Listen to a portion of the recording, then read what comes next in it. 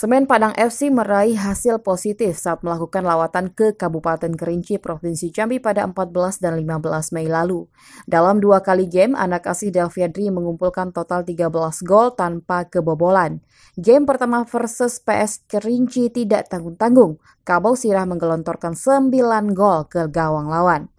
Kemudian pada game kedua, kembali Kabau Sirah menang besar 4-0 atas Persikota Sungai Penuh.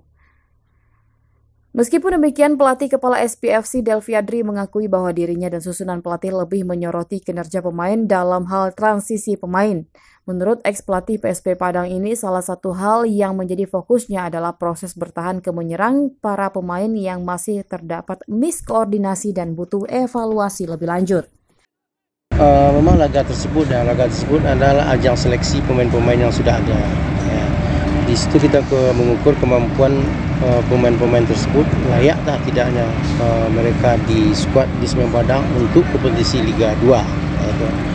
Jadi itulah kita evaluasi kemarin yang dari walaupun hasilnya menang banyak ya, tetapi kita melihat dari mana dari sisi mainnya, bagaimana isi mereka bermain, bagaimana transisi mereka dari bertahan ke menyerang ke pertahanan bagaimana gitu.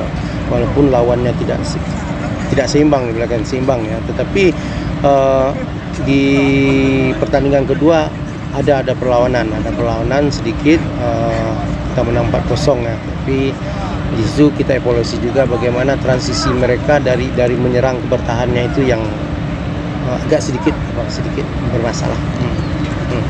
Latihan agenda hari ini defending play ya, itu kita person dan unit.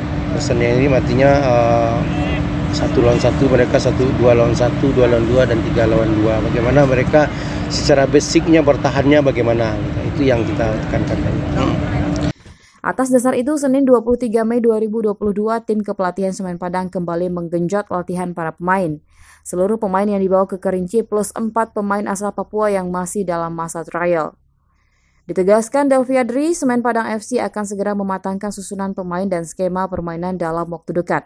Dengan telah diputuskannya jajaran pelatih yang membantu Delviadri, tim Kabau Sirah diprediksi akan mengumumkan susunan pemain awal Juni mendatang.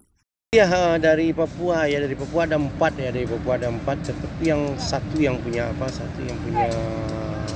progres bagus, tetapi kita butuhkan di situ lagi di bek kiri. Jadi Zainuddin Kosepa ya, Zulkifli Kosepa mungkin mereka di antara 4 itu mereka yang sekarang tidak menunjuk, mungkin bisa juga kita pakai di antara 4 itu satu mungkin.